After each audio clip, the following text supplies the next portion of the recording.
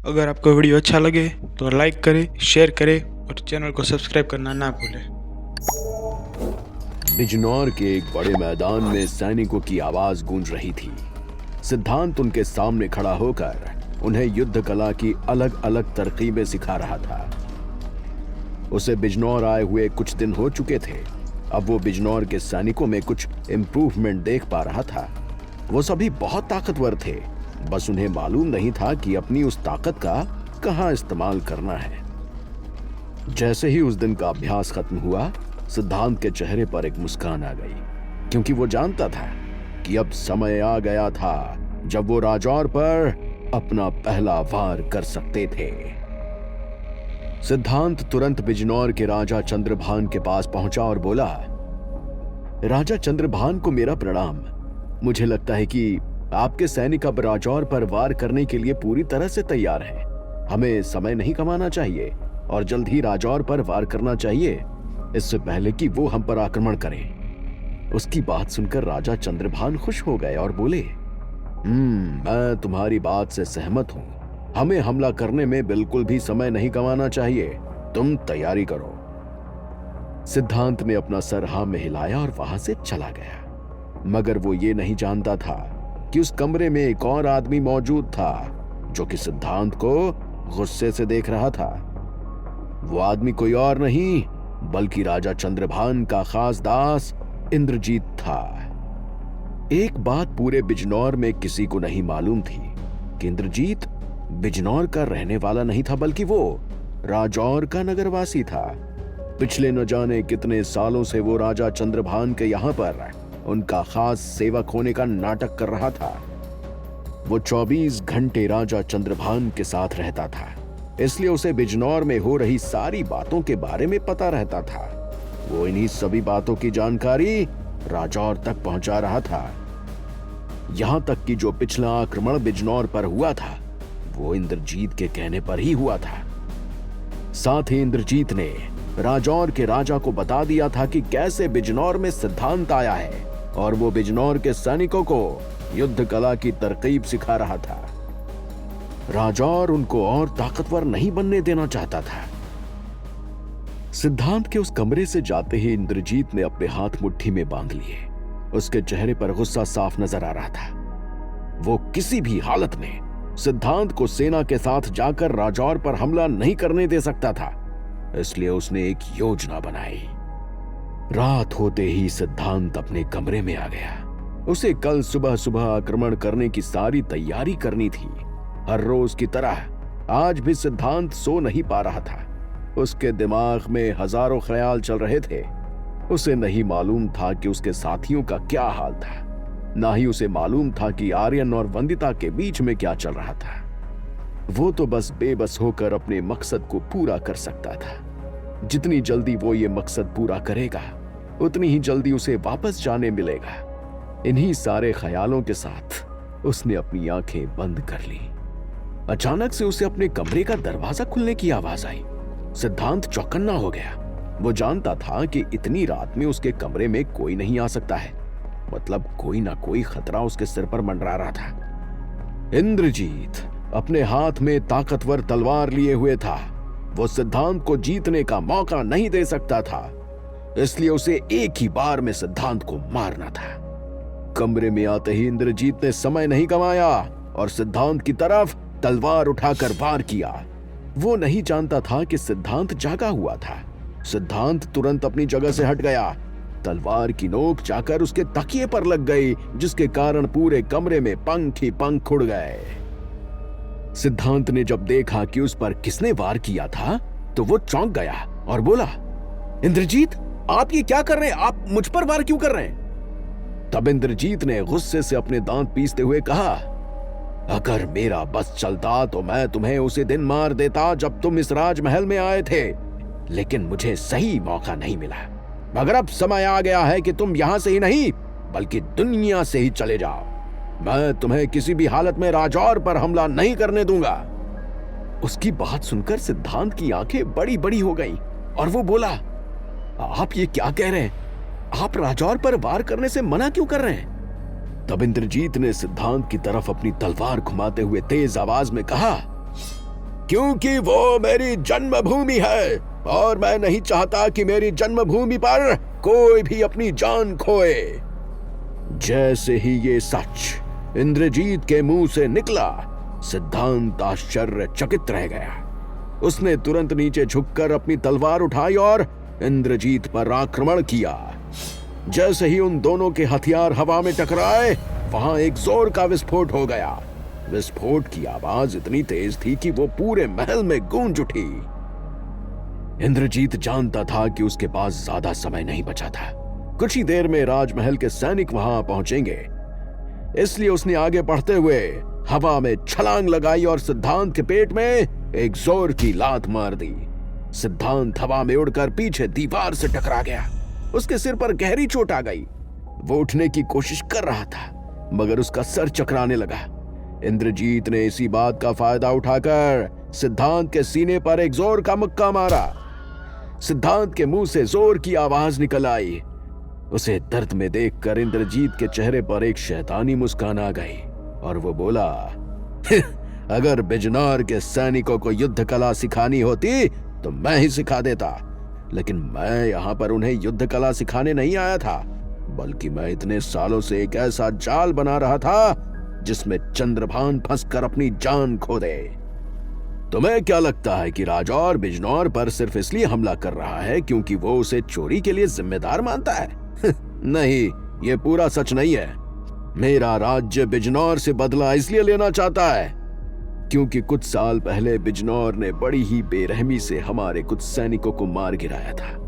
उनके परिवार वाले अभी भी उनका इंतजार कर रहे हैं, इसलिए राजा चंद्रभान का मरना बहुत जरूरी है। सिद्धांत की सांसें फूल चुकी थी। उसने इंद्रजीत को अपने सीने से हटाने की कोशिश की, मगर इस बार पलड़ा इंद्रजीत का भारी था। उसने अपने दोनों हाथों से सिद्धांत की गर्दन दबानी शुरू कर दी। कुछ ही देर में सिद्धांत का चेहरा पूरी तरह से नीला पड़ गया। उसकी धड़कनें मध्यम होने लगी। सिद्धांत के माथे से पसीना बह रहा था। वो अपनी पूरी हिम्मत लगाकर इंद्रजीत को धक्का देने की कोशिश कर रहा था। अचानक से उसकी आंखें बंद हो गईं और उसे अपनी आंखों के सामने वेदिका का चेहरा दिखाई दिया, जो कि डर से दुष्यंत को देख रहा था। अगले ही पल सिद्धांत के शरीर में एक शक्ति बहने लगी। उसकी नसें इस तरह से फूल गई जैसे कि वो अगले ही पल फटने वाली हो।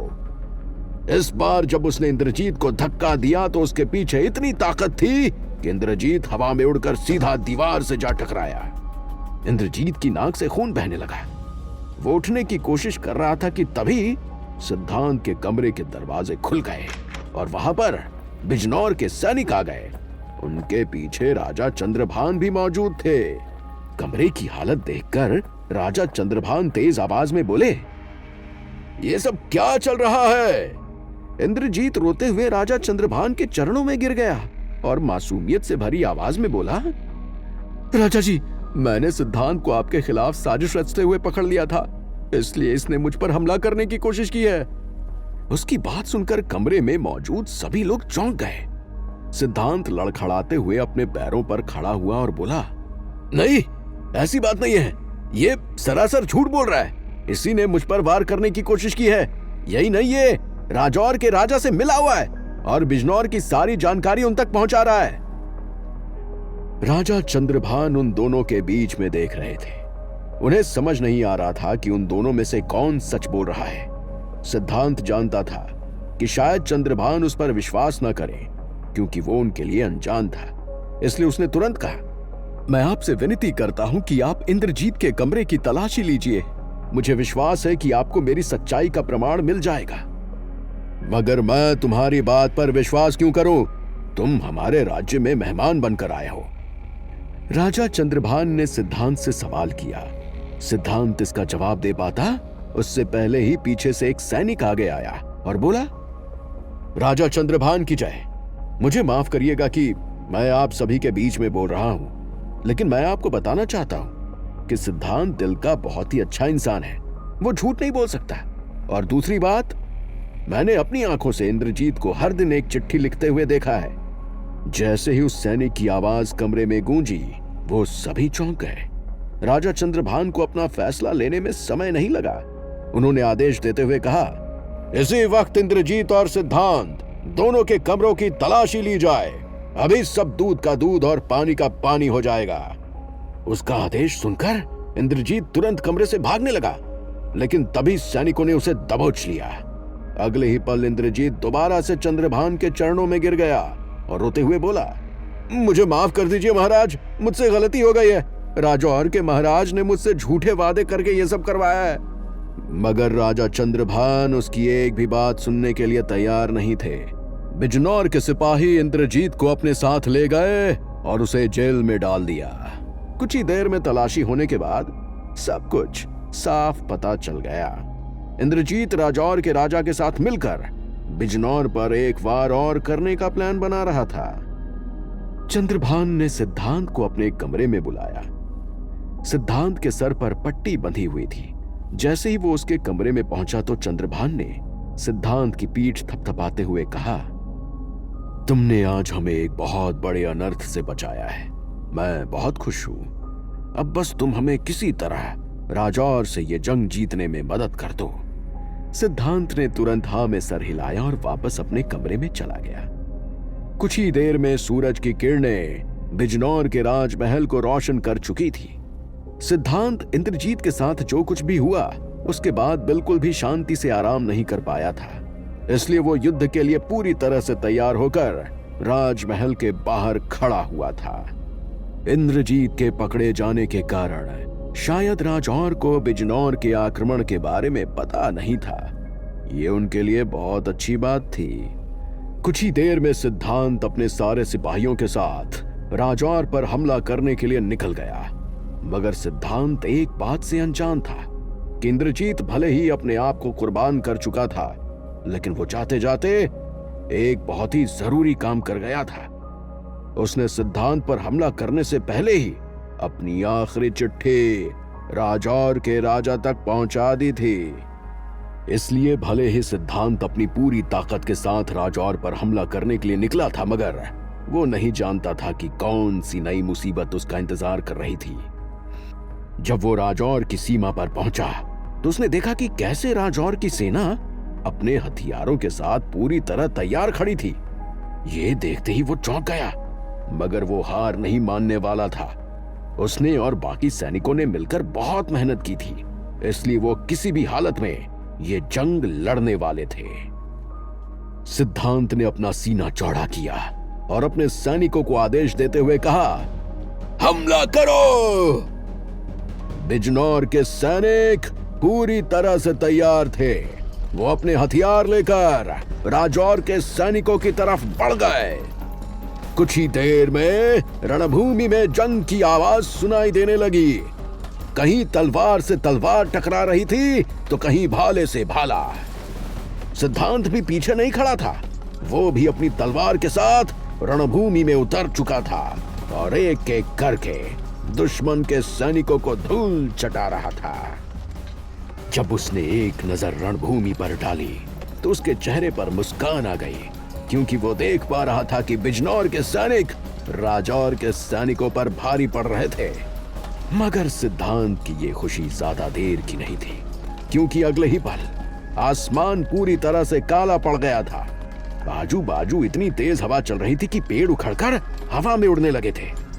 दोनों ही राज्यों के सैनिक इस दृश्य को देखकर चौंक गए थे। तभी रणभूमि में एक तेज बिजली कड़कने की आवाज आई। अगले ही पल सिद्धांत की आंखें फटी की फटी रह गई। क्या होगा आगे? क्या सिद्धांत और बिजनौर के सैनिक मिलकर इस जंग को जीत पाएंगे? क्या चल रहा था वेदिका के साथ? क्या विक्रम और रौनक दुष्यंत को रोक पाएंगे? जानने के लिए सुनते रहिए।